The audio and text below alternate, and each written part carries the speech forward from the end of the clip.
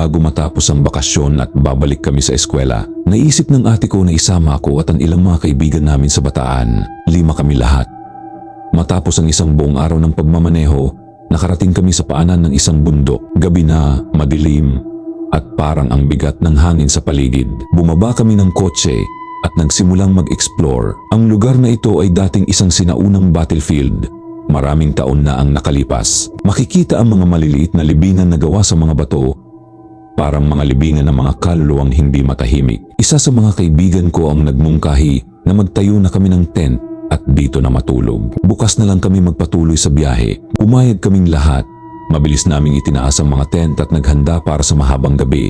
Habang tahimik na ang paligid, kinuha ng ate ko ang isang kahon mula sa kanyang bag. Isang Ouija board ang laman nito.